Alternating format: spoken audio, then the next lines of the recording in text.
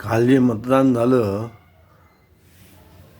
त्याच्यामध्ये मी सांगितलं ना की माझ्याकडे आलेली स्लिप जी होती ती चुकीची होती आणि मी परत जाऊन स्लिप काढली, ती बरोबर निघाली आणि मतदान केलं. आता आपण गेले काही दिवस बरंच ऐकतो आहे आपण, वोट चोरी झाली, वोट चोरी झाली, वोट चोरी झाली. निवडणूक आयोगाबद्दल सगळे बोलतात, पण ती मतदार यादी कशी बनवली पहिल्यांदा किंवा ती अपडेट करायची असेल तर काय करायला लागतं हे कोणाला माहिती आहे का? ते काम कोण करतं?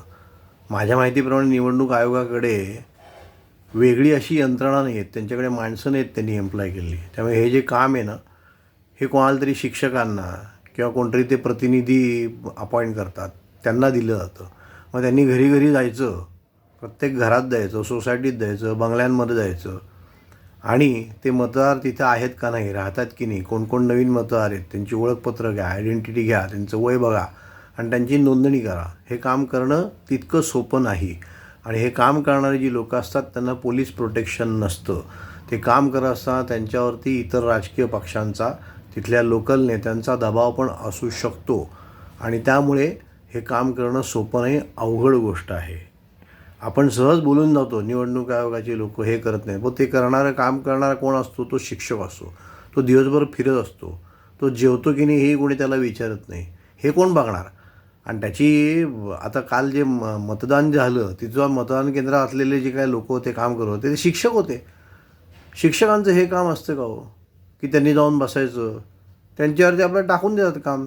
त्यांचं उद्दिष्टच वेगळं, शिक्षण द्यायचं उद्दिष्ट आहे त्यांचं. त्यांनी जाऊन बसेन तिथं काम. आपण अपेक्षा करायची इथला मतदार अधिकारी जो आहे मतदान केंद्रावर जा, त्यांनी स्ट्रिक्टली काम करावं. अहो तिथे राजकीय नेते येतात, त्यांचे कार्यकर्ते येतात, ते हायदोसुल्ला करतात, त्यांना त्याची सवय नसते, त्या प्रेशरमध्ये ते काम करत असतात. तेव्हा अनेक गोष्टी घडत असतात. त्यामुळे मतदारांनी हे समजून घ्यायला पाहिजे. परत परत सांगतो आहे मी की आपलं नाव त्या लिस्टमध्ये आहे का बघणं, ते अपडेट करणं आणि योग्य वेळेला जाऊन मतदान करणं हे आपलं कर्तव्य असतं. ते मतदार याद्या बनवणं हे सोपं काम नाही. याच्यावरती भरपूर बोलता येईल आपल्याला, भरपूर चर्चा करता येईल, पण नुसतीच चर्चा येईल. आणि हे दुबार नाव असणं, जे हयात नाहीत त्यांचं नाव असणं, पत्ता बदलून गेलेत त्यांचं नाव असणं, या गोष्टी खूप जुन्या आहेत. अनेक वर्ष याद्यांमध्ये ती नावं तशीच आहेत आणि हे जुने कार्यकर्ते जे कोण आहेत ना सगळ्या राजकीय पक्षांचे, त्यांना हे माहिती आहे. यात काही कोणी नवीन शोध लावलेला नाही आहे. प्रेझेंटेशन देऊन सांगतायत ना की असं झालं तसं झालं, काय यात नवीन काही नाही. त्यांचं लक्ष आत्ता गेलं कारण ते परत परत निवडणुका हारतायत.